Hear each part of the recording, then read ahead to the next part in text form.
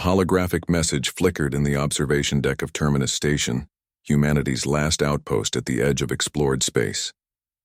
Betty Chen, Admiral of the Terran Defense Fleet, watched the transmission with cold eyes.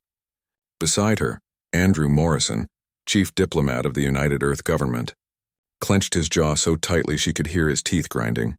"They're begging," Andrew said, disbelief coloring his voice. On the screen, the same alien faces that had voted to expel humanity from the Galactic Council 20 years ago now pleaded for Earth's return.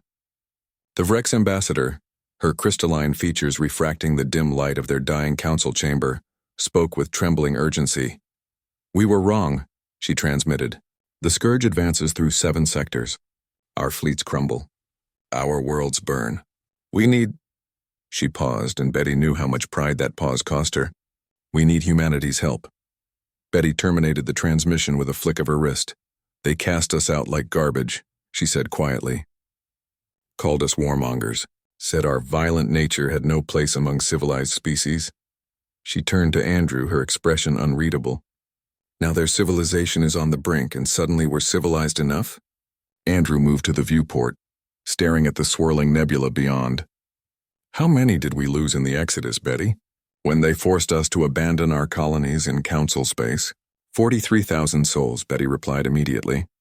The number was burned into her memory. Settlers who had built lives on those worlds.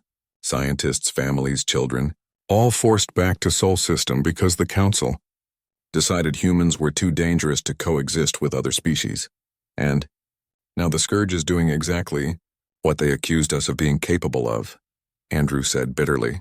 "Total warfare. Planetary annihilation. No mercy, no negotiations." Betty pulled up tactical displays, holographic screens blooming around them like deadly flowers. "Our intelligence reports are clear. The Scourge has consumed 19 council worlds in 6 months. They're not just conquerors, they're exterminators. Every species they encounter is either enslaved or eliminated. The Council's pacifist fleets can't stop them," Andrew observed. "Ships designed for exploration and trade, captained by species that haven't fought a real war in 10,000 years. They wouldn't even install offensive weapons until it was too late. Meanwhile, humanity has been preparing," Betty said, and there was something fierce in her voice now. 20 years of isolation. 20 years of building our own ships, training our own soldiers, developing weapons the Council banned us from researching. She zoomed in on a sector map. "We're ready for war. The question is, do we save the ones who abandoned us?" Andrew was silent for a long moment. Betty knew what he was thinking, because she'd been wrestling with the same question since the Council's first desperate transmission arrived 3 days ago. Humanity had every right to turn away, to let the Council face the consequences of their own arrogance and prejudice. But that wasn't who humans were. "My grandmother was on Kepler Station when the evacuation order came," Andrew said softly. "She was 87 years old, had lived there for 60 years. She died during the journey back to Earth. The stress was too much for her heart." He pressed his palm against the cold viewport. "I have every reason to want them to burn, Betty. Every reason to say they made their choice and now they can live with it." "But," Betty prompted. "But she taught me that being better than your enemies doesn't mean becoming them," Andrew finished. "The Council was wrong about us. They judged all of humanity based on fear and ignorance.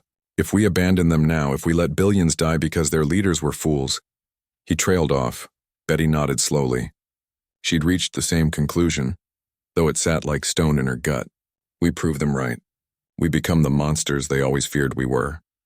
Or," Andrew said, turning to face her, "we show them what humanity really means. Not the violence they fear, but the courage to help even those who've wronged us." Betty activated her command console, her fingers moving with practiced efficiency.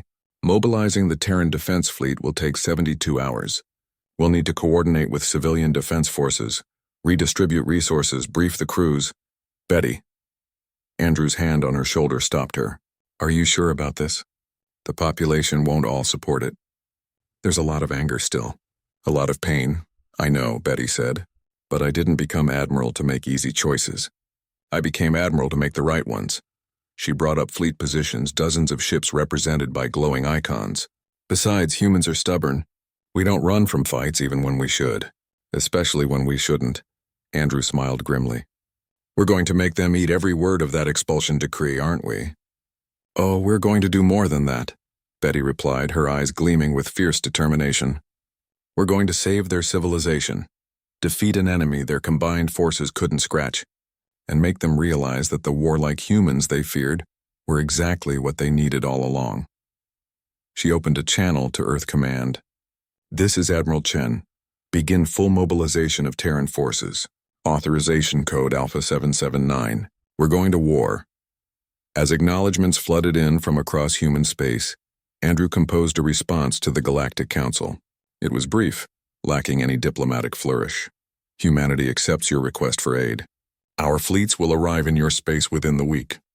We suggest you prepare yourselves not for our violence but for your salvation. Humanity doesn't abandon those in need, even those who abandoned us first. Betty read it over his shoulder and nodded approvingly. Think they'll understand. Eventually, Andrew said, once they see human carriers jumping into their systems, our fighters pouring out to defend their worlds, our soldiers dying to save their civilians. He sent the message. They'll understand that they never really knew us at all. In the observation deck of Terminus Station, two humans stood shoulder to shoulder, preparing to lead their species into a war for people who had cast them out, not for glory, not for revenge, but because that was what humans did. They helped, even when it hurt, especially when it hurt. And the galaxy was about to learn what that truly meant. The end.